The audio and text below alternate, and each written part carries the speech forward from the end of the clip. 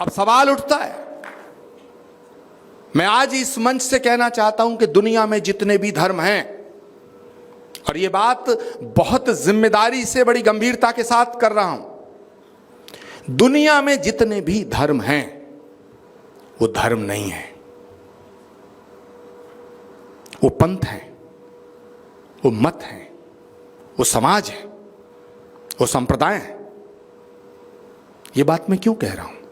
ये बात मैं इसलिए कह रहा हूं कि वो आदमी के द्वारा बनाए गए हैं। जो भी आदमी के द्वारा बनाया गया है उसका मिटना तय है। आप एक बिल्डिंग बना रहे हैं, एक दिन मिटेगी। आप जो भी कुछ सोचिए, जो आदमी के द्वारा बनाया गया है उसका मिटना तय है।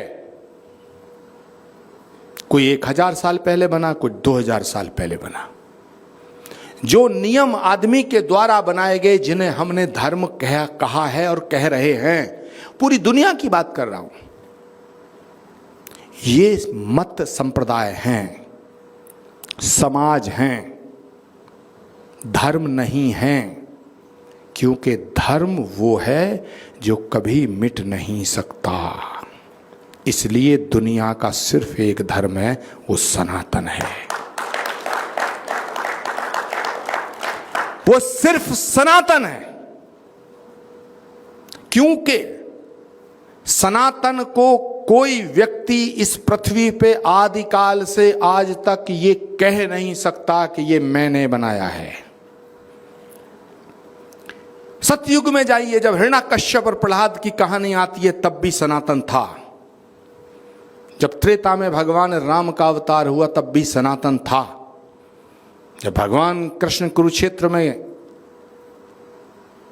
शंखनाद करते हैं, तब भी सनातन था। और सनातन को मिटाने की कोशिशें निरंतर 1000 साल तक हुई। सनातन नहीं मिटा।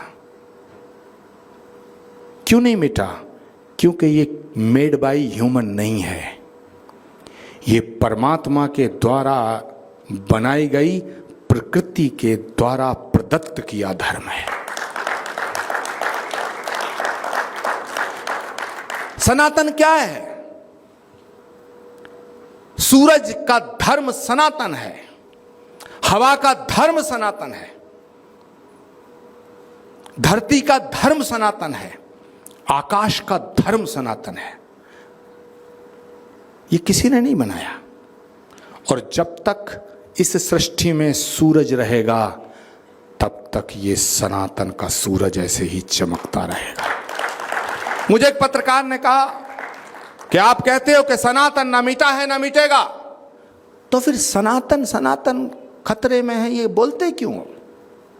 यदि आप ये मानते हैं कि सनातन ना मिटा है ना मिटेगा, ना उसको मिटाया जा सकता है कि क्योंकि वो मेड बाय ह्यूमन नहीं है, तो आचार्य प्रमोद कृष्णम ये बताओ कि फिर सनातन खतरे में कैसे है? सवाल बड़ा गंभीर है। मैंने जवाब दिया कि सनातन को मिटाया नहीं जा सकता, ये बात बिल्कुल पक्की है।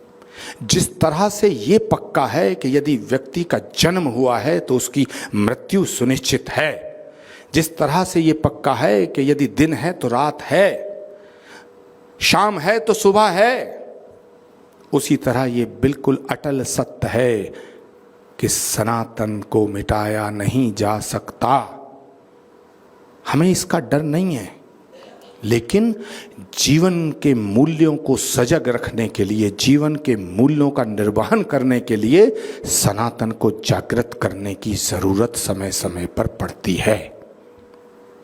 इसीलिए जब मर्यादा पुरुषोत्तम भगवान श्री राम असत्य के अहंकार में चूर रावण की नाभि में बाण मार करके रावण का नाश करते हैं, तो सनातन जागृत होता है।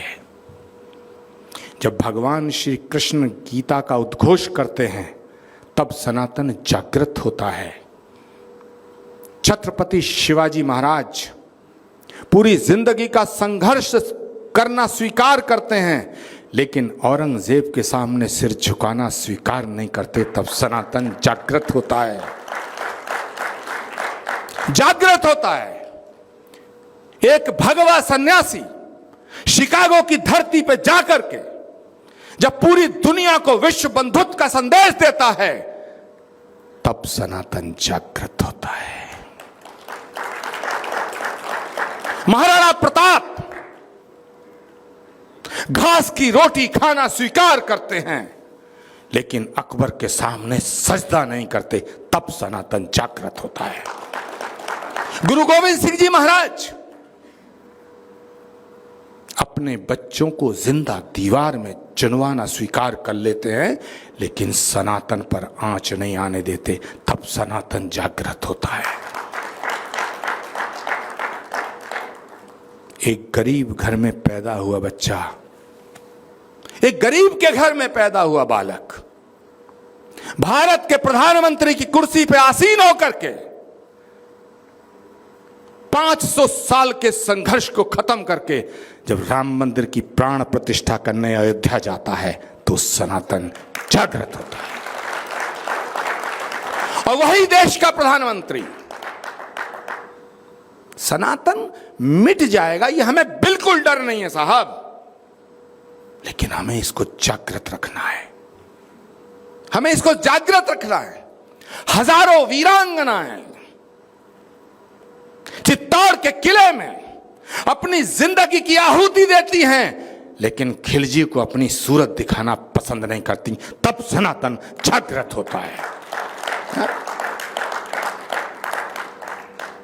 थाल सजाकर किसे पूजने चले प्रात ही मत वाले, कहां चले तुम राम नाम का पीतांबर तन पर डाले। इधर प्रयाग न गंगा सागर, इधर न रामेश्वर काशी, इधर किधर है तीर्थ तुम्हारा, कहां चले तुम सन्यासी। चले जा रहे अपनी धुन में, क्या अपना पथ आए भूल। चले जा रहे अपनी धुन में, क्या अपना पथ आए भूल। कहां तुम्हारा दीप जलेगा, कहां चढ़ेगा माला फूल। सन्यासी जवाब देता है, मुझे न जाना गंगा सागर, मुझे न जाना गंगा सागर, मुझे न रामेश्वर काशी। तीर्थ राज चित्तौड़ देखने को मेरी आंखें प्यासी। मुझे न जाना गंगा सागर, मुझे न रामेश्वर काशी। तीर्थ राज चित्तौड़ देखने को मेरी आंखें प्यासी। वहीं जा रहा पूजा करने, वहीं जा रहा पूजा करने, लेने सतियों की पगधूल। वहीं हमारा दीप जलेगा, वहीं चढ़ेगा माला फूल।